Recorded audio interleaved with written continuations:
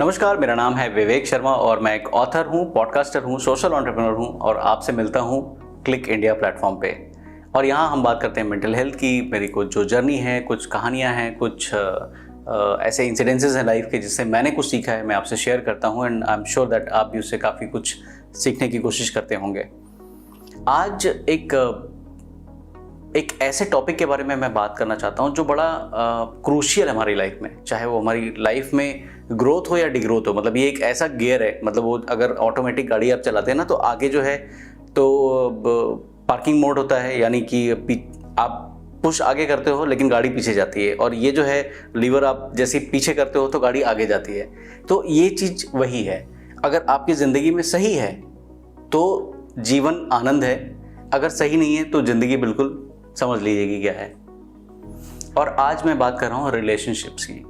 हर आदमी, अगर आज मैं सुखी हूँ तो बिकॉज ऑफ कहीं ना कहीं relationships with me, myself, with other people, my spouse और वॉट एवर। मतलब it's not related to one person only. And अगर मैं आज दुखी हूँ तो उसका भी रीज़न कहीं ना कहीं मेरा कोई ना कोई रिलेशनशिप ही है। तो ये बड़ी क्रूशल चीज़ है। और अगर इतनी क्रूशल चीज़ है तो हम इसको हैंडल क्यों नहीं कर पाते हैं? कैसे हैंडल करना चाहिए रिलेशनशिप्स को? क्या लगता है आपको? आप कैसे हैंडल करते हैं? अगर आपके पास कुछ अपने सुझाव हैं तो बिल्कुल लिखिए। और हम जो है आज बातें करेंगे कि मेरी जो अपनी पर्सनल अंडरस्टैंडिंग है वो क्या है। देखिए, रिलेशनशिप में लोग कई बार बोलते हैं कि जो प्यार है वो बड़ी इंपॉर्टेंट चीज़ है। आप कई बार अगर, या शायद मैं अभी अगर आपसे पूछूं कि किसी रिलेशन में सबसे इंपॉर्टेंट चीज़ क्या है, शायद कई बार लोग बोलते हैं कि प्यार है। लेकिन मेरे हिसाब से या मेरी लर्निंग के हिसाब से प्यार से थोड़ा सा, शायद 0.1% या 1% जो है ज़्यादा इंपॉर्टेंट चीज़ है, वो है ट्रस्ट। क्योंकि जब तक हम किसी से 100% ट्रस्ट में नहीं होते हैं, वो प्यार जो है कहीं ना कहीं कॉम्प्रोमाइज़ हो जाता है और फिर जो है चीज़ें जो है ताश के पत्तों की तरह जो है वो गिरना शुरू हो जाती हैं। और ज़िंदगी में एक तो ये चीज़ हो जाती है कि भाई प्यार वर्सेस ट्रस्ट। एंड इसके बाद जो है कई बार कम्युनिकेशन, लैक ऑफ कम्युनिकेशन, और वही again it is related with trust. अगर ट्रस्ट होता है तो हम कम्युनिकेट करते हैं। और एक बड़ी इंपॉर्टेंट सी चीज़ जो मैंने आजकल देखी है, ये शायद आपने भी नोटिस करी होगी, वो ये है कि हमारे स्पेशली जो अर्बन पॉपुलेशन है वहाँ पे ना रिलेशनशिप के मायने बहुत बदलते जा रहे हैं। मतलब कई सारे लोग ऐसे हैं जो मल्टीपल शादियाँ करते हैं या मल्टीपल उनके रिलेशंस हैं, उसके बाद भी वो खुश नहीं हैं। कई लोग जो है एक दूसरे को ब्लेम करते हैं कि भाई उसकी वजह से मेरी लाइफ में ऐसा प्रॉब्लम है, उसकी वजह से मेरी लाइफ में ऐसा प्रॉब्लम है। कई लोग ऐसे भी हैं जो माहौल के हिसाब से जो है अपने आप को ढाल लेते हैं और kind of they get into that selfish mode, and वहाँ पे रिलेशन जो है ख़राब हो जाते हैं। सो अगर हम रिलेशन की बात करें तो 3-4 चीज़ें जो बड़ी अहम है, जैसे कि अभी मैंने बताया कि trust, love and transparency. Transparency जितनी ज़्यादा होती है हमारी रिलेशनशिप में, हमको चीज़ें एक्सेप्ट करने की या चीज़ों को उस तरीके से देखने की आदत हो जाती है, या हमें समझ में आता है, हमारा एक कंफर्ट लेवल बन जाता है। और कई बार वो जो ट्रांसपेरेंसी होती है कम्युनिकेशन में, वो कम्युनिकेशन की ट्रांसपेरेंसी इसलिए बरकरार नहीं हो पाती है क्योंकि हमारे मन में कहीं ना कहीं कभी कभी जो है स्वार्थ होता है। वो बोलते हैं ना कि हिंदी में कहावत है, मन में चोर होना, वो चोर होता है। हम बहुत सारी चीज़ों की तरफ आकर्षित होते हैं, हमको लगता है कि ये भी चाहिए, ये भी चाहिए, ये भी चाहिए। एंड जब बलि चढ़ानी होती है किसी की, तो वो जो व्यक्ति जिसके साथ हम होते हैं उस व्यक्ति की बलि चढ़ जाती है। And it's not only about, I am not talking only about the romantic relationship, it's with everybody. चाहे वो माता पिता का प्यार हो या पुत्र पेरेंट का प्यार हो, कोई भी हो। सो ये जो है बड़ी इंपॉर्टेंट चीज़ होती है। और सबसे बड़ी गलती हम पता है क्या करते हैं? कई बार कई सारे रिलेशनशिप्स को मैंने जो है ख़राब होते देखा है और कई लोगों को बनते हुए देखा है। जब 2 लोगों में प्रॉब्लम होती है ना, तो वो आपस में बात करने की बजाय दूसरे लोगों से बात करते हैं। भाई अगर मुझे आपसे कोई प्रॉब्लम है तो मुझे किससे बात करनी चाहिए बताइए?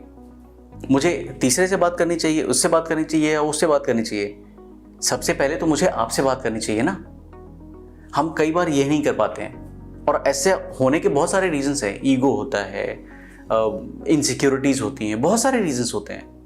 एंड जहाँ 2 रिलेशनशिप में तीसरा आ जाता है, बेड़ा गर्क।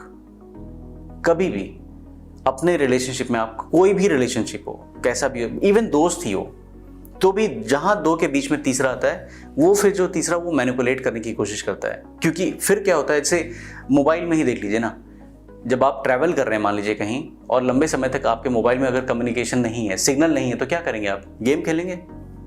फ़ोन गेम खेलने के लिए तो नहीं बना है, कम्युनिकेशन के लिए बना है, लेकिन आप क्या करते हैं? गेम खेलते हैं। बस ऐसा ही रिश्तों में होता है, ऐसा ही होता है। जहां आपके और सामने वाले के बीच में कम्युनिकेशन नहीं है ना, लोग गेम खेलना शुरू कर देते हैं। फिर आप जो है एक मोहरा बन जाते हो, उनके मजे का जरिया बन जाते हो। तो अगर चाहते हैं आप कि आपका रिलेशनशिप अच्छा रहे, जीवन अच्छा रहे, तो कुछ बड़ी बेसिक सी चीज़ें हैं: love, trust, transparency and communication. Communication कभी भी जो है, जो जितने बड़े बड़े मामले देखे हैं हमने, आपने भी देखे होंगे, आपके इर्द गिर्द भी बहुत सारी चीज़ें होंगी, चाहे वो डिवोर्स हो, चाहे वो पेरेंट्स से अलगाववाद हो। कई बार ऐसा भी देखने में आता है कि भाई पिता ने पुत्र पे या पुत्र ने पिता पे जो है केस दायर किया हुआ है, और कोई बहुत बड़ी बात नहीं होती है, कभी भी बहुत बड़ी बात कभी नहीं होती है। ये हमेशा बहुत छोटी बात होती है, जिसको एक व्यक्ति का ईगो जो है बहुत बड़ा बना देता है। सो कोशिश कीजिए, देखिए ईगो रखना भी जरूरी है, ऐसा नहीं कि अगर ईगो नहीं रहेंगे तो फिर then everybody will crush you.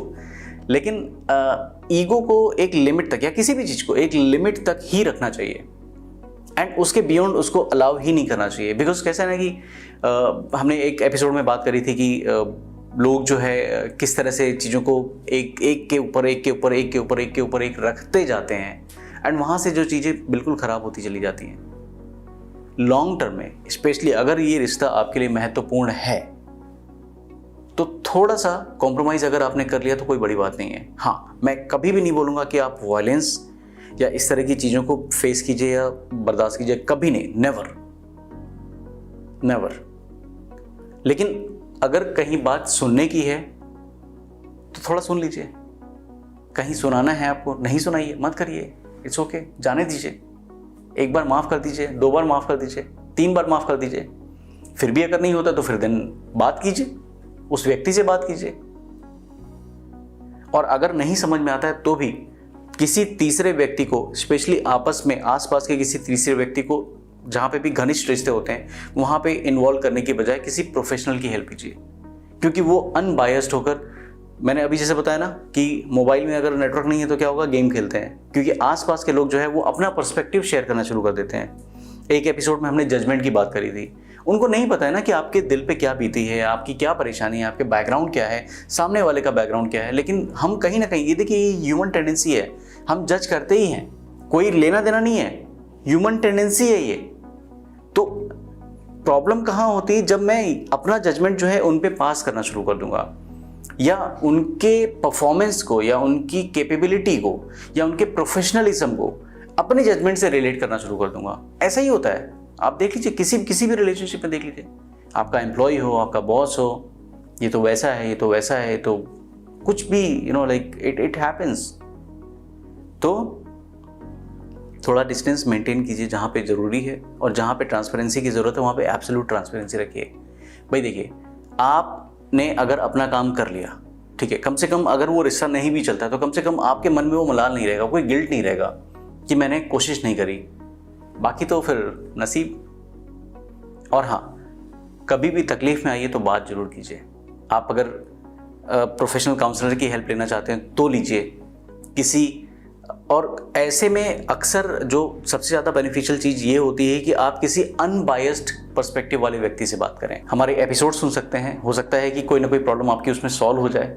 और नहीं तो अगर मुझसे बात करनी तो आप मुझसे भी बात कर सकते हैं, बहुत आसान है मुझ तक पहुँचना। आप कमेंट कर सकते हैं, एंड अदरवाइज आप गूगल कर सकते हैं विवेक शर्मा सोशल एंटरप्रेन्योर, और बहुत सारी तरीके आपको मिल जाएंगे मुझे कनेक्ट करने के। And stay tuned. और जाने से पहले मैं अपने पूरे क्रू का, इस चैनल का शुक्रिया अदा करना चाहूँगा कि ये प्लेटफॉर्म आपने मुझे दिया। एक ऑडियंस जो मेरे दिल के बहुत करीब है, वो है यूथ, उससे बात करने का, मुखातिब होने का, उनको प्लेटफॉर्म देने का और उनके तक पहुँचने का। Thank you so much. बने रहिए हमारे साथ, हम फिर मिलेंगे जल्दी।